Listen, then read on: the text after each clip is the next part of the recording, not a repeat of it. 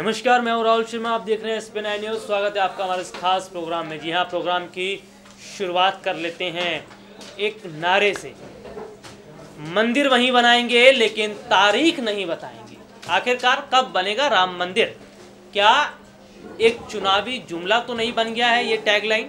क्योंकि जिस तरीके से देखने को मिल रहा है कि बीते दिनों अगर बात की जाए तो RSS प्रमुख मोहन भागवत ने एक कार्यक्रम के दौरान जिस तरीके से देखने को मिला कि साधु संतों ने वहां पर हंगामा कर दिया। दरअसल हंगामा इसलिए किया गया क्योंकि मोहन भागवत का ये कहना था कि राम मंदिर निर्माण के लिए अभी थोड़ा सा वक्त और लग जाएगा और कम से कम 4 से 6 महीने का इंतज़ार हमें और करना पड़ेगा। मैं आपको याद दिलाना चाहता हूँ, ये वही मोहन भागवत हैं जो पीछे काफ़ी समय पहले से ये कहते आ रहे हैं कि अब साधु संतों का जो सब्र का बांध है वो टूटता जा रहा है। ये वही मोहन भागवत थे जो उन्होंने कहा कि मंदिर निर्माण में अभी देर और लगेगी या कुछ महीने का और समय लगेगा। ये वही मोहन भागवत है जो कहते थे कि इशारों में कि सरकार ने कहीं ना कहीं मंदिर निर्माण में लापरवाही बरती है, सरकार ढिलाई बरत रही है। वो मोहन भागवत आखिरकार उनके ये तेवर कैसे बदल गए और अब वो राम मंदिर को लेकर क्यों ढिलाई बरत रहे हैं? देखिए, सबसे बड़ी बात तो ये है कि अगर बात की जाए तो ये कहना बिल्कुल सही होगा कि मंदिर निर्माण को लेकर बीजेपी कार्ड खेलने में लगी हुई है। जिस तरीके से बात की जा रही है, कई सालों का जो मामला है ये उसको कहीं ना कहीं लटकाया गया और ये भी देखने को मिला कि कहीं ना कहीं इसकी आड़ में चुनाव जीतने के लिए बीजेपी एक अलग अपना एजेंडा चला रही है। और मैं मोहन भागवत की यहाँ पर बात कर लेता हूँ। VHP की धर्म संसद में हंगामा, मोहन भागवत के सामने संत बोले जल्दी कराओ राम मंदिर का निर्माण। लेकिन वही मोहन भागवत कह रहे हैं कि अभी लोकसभा का जो चुनाव होने वाला है, कुछ महीने बाद चुनाव है, कुछ 6-4 महीने बन जाएंगे। या फिर देखिए, सीधे सीधे कहा जाए तो जो साधु संत है उनकी आस्था के साथ खिलवाड़ किया जा रहा है और कहीं ना कहीं भगवान राम का भी मजाक बनाया जा रहा है। जी हाँ, जिस तरीके से भगवान राम एक त्रिपाल के नीचे रह रहे हैं और काफ़ी समय से इंतज़ार कर रहे हैं कि कब उनको एक छत मिलेगी, लेकिन वो छत अभी तक नहीं मिल पाई है, केवल उन राजनीतिक पार्टी के नेताओं की वजह से जो इसमें अपना फ़ायदा ढूंढने की कोशिश कर रहे हैं, जो इस आड़ में अपना वोट लेने की कोशिश कर रहे हैं। मैं रिपोर्ट्स की तरफ रुख कर लेता हूं। देखिए, राम मंदिर मामले में विश्व हिंदू परिषद की ओर से आयोजित की गई धर्म संसद में हंगामा होने की खबर सामने आई। प्रयागराज के कुंभ मेला क्षेत्र में आयोजित हुई धर्म संसद में मोहन भागवत के सामने लोगों ने प्रदर्शन किया, राम मंदिर जल्दी बनाने की मांग की। और देखिए, सबसे बड़ी बात तो यह है कि RSS प्रमुख मोहन भागवत क्या कहते हैं? RSS प्रमुख मोहन भागवत कहते हैं कि 6 महीने का इंतजार और करिए, मंदिर वही बनेगा और उसके लिए अभी वक्त लगेगा। 6 महीने का इंतजार, यानी कि सीधा सीधा अगर मैं कहना चाहूँ तो कहीं ना कहीं खिलवाड़ तो किया ही जा रहा है और कहीं ना कहीं चुनावी जो एजेंडा इसे बना लिया गया है। क्योंकि देखिए, आज अगर मैं बात कर लेता हूँ, बीजेपी के पास कोई ऐसा बड़ा मुद्दा नहीं है जिसके आधार पर वोट मांगा जाए। बीते दिनों संसद में बजट पेश किया गया, बजट में युवाओं के साथ भद्दा मजाक हुआ, किसानों के साथ भद्दा मजाक हुआ, हम उस पर भी बात करेंगे। लेकिन अभी मंदिर की बात चल रही है तो मंदिर में देखिए 6 महीने का वक्त और लगेगा। यानी कि अगर बात की जाए 1992 से लेके और आज यानी 2019 तक की काफ़ी साल हो चुके हैं और इन सालों में आप एक चीज़ ये देखिए कि किसी ना किसी तरीके से 2014 में मोदी सरकार को सत्ता पर बिठाया गया, लेकिन सरकार ने राम मंदिर मामले में ढिलाई बरती। और सबसे बड़ी बात तो यह है कि सरकार का जो रवैया रहा था मंदिर निर्माण को लेकर, वो इतना ढीला रहा था कि उनका ऐसा लग रहा था कि वो राम मंदिर निर्माण के लिए नहीं कदम बढ़ाना चाहते। जब मामला उन्होंने देखा कि बढ़ रहा है, आज साधु संत हल्ला काट रहे हैं या साधु संत हल्ला बोल रहे हैं, तो अब जाकर मोदी सरकार थोड़ा सा उन्होंने तेजी दिखाई। तेजी दरअसल दिखाई इसलिए गई ताकि जनता की आंखों में धूल झोंका जाए। सच को आप बहुत तरीके से समझिए और जो कहना चाह रहे हैं इसको भी बहुत बारीकी से समझिए।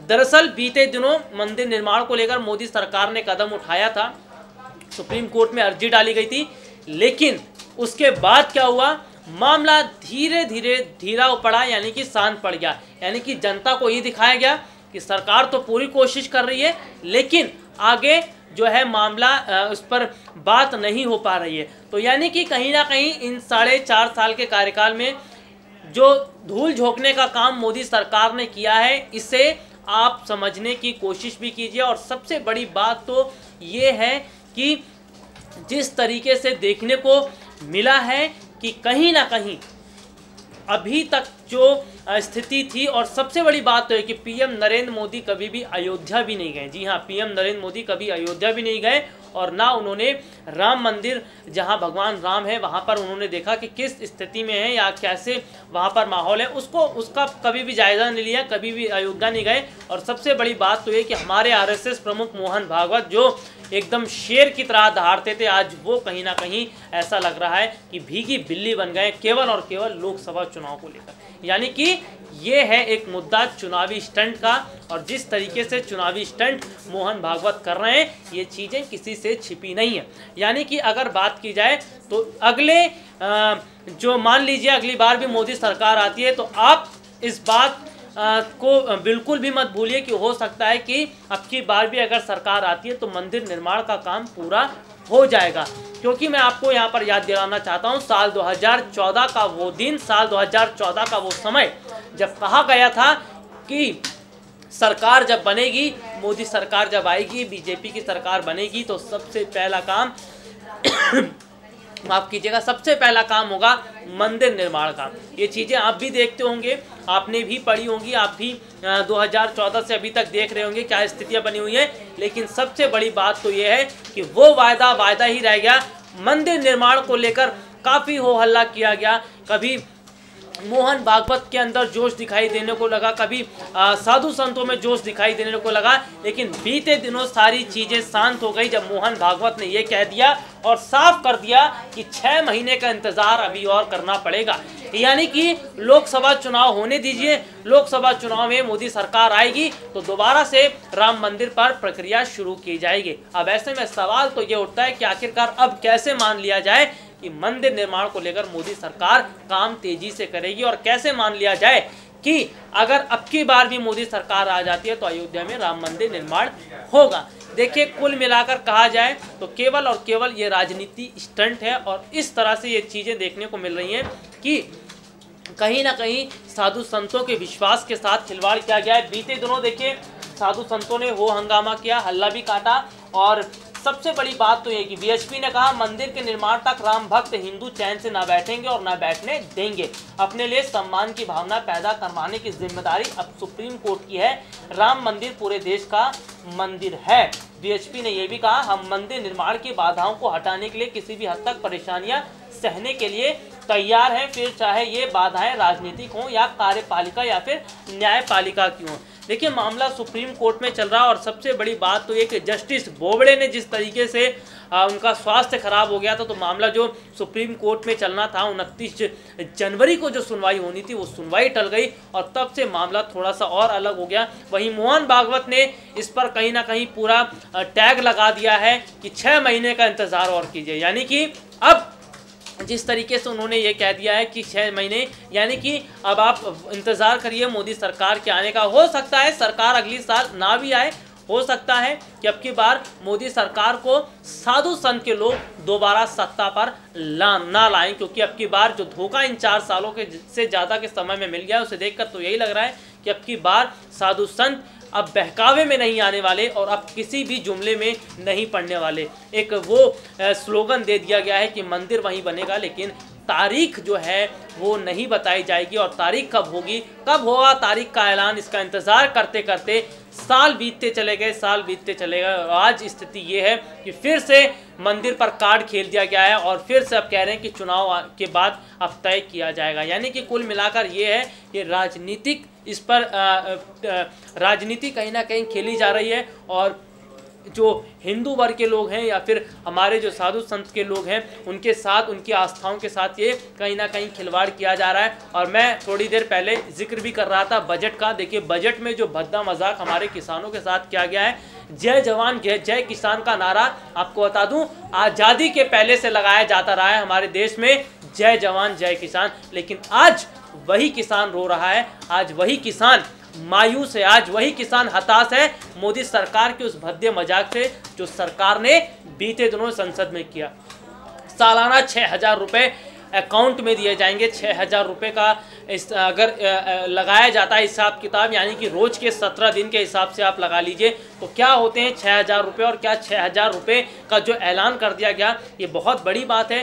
तो कहीं ना कहीं हमारे जो किसान वर्ग के लोग हैं, जो धूप में मेहनत करते हैं, जो किसान भाई सर्दी में या कड़ी धूप में जो है खेती करते हैं, अपना खून पसीना एक करते हैं, तब जाकर खेती उनकी लहलहाती है, और उसी किसान के साथ भद्दा मजाक किया गया। जो युवा, हमारा देश का जो युवा है, आगे चल के IAS IPS ऑफिसर बनेंगे, जो कह सकते हैं कि प्रशासनिक अधिकारी बनेंगे, जिनके कंधों पर देश की जिम्मेदारियां भी होंगी, उन्हीं युवाओं के साथ कल भद्दा मजाक किया गया। बजट में जिस तरीके से कहा गया कि सरकार ने नौकरियां तो दी हैं, और कहीं ना कहीं जो नौकरियां कर रहे थे आज वो नौकरियां भी बांट रहे हैं। और सबसे बड़ी बात है, पीयूष गोयल ने तो यहाँ तक कह दिया कि अब बॉलीवुड के क्षेत्र में भी रोजगार, यानी कि बॉलीवुड के क्षेत्र में भी लोग अपना करियर आजमा रहे हैं। यानी कि अब आप सोचिए कि अब लोगों के पास कोई और समय नहीं रह गया, यानी कि कुछ और करना नहीं रह गया, तो यानी कि अब बॉलीवुड का रास्ता रुख किया जाए, उस तरफ चला जाए। ये सारी चीज़ें ये बजट में इस तरीके से देखा जाए तो आम लोगों के लिए कुछ नहीं है, ना किसानों के लिए, ना युवा के लिए, ना बेरोजगारों के लिए। जो जनता, जो सरकार को वोट करती है, उनके लिए नहीं किया गया।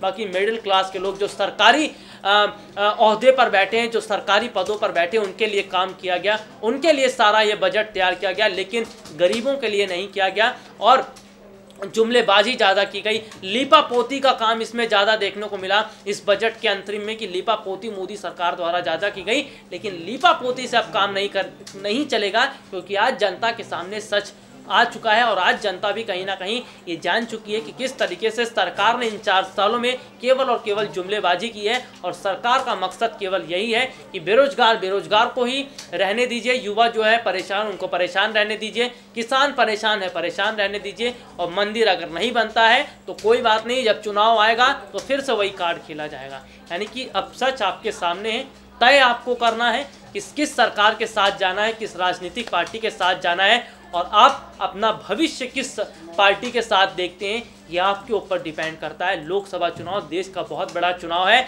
अब की बार आपको बहुत सोच समझकर वोटिंग करनी होगी, अब की बार आपको बहुत सोच समझकर फैसला लेना होगा कि आखिरकार किसके साथ आप जा रहे हैं और किसके साथ नहीं जा रहे हैं। तो फिलहाल के लिए आज मुझे इजाज़त दीजिए, नमस्कार।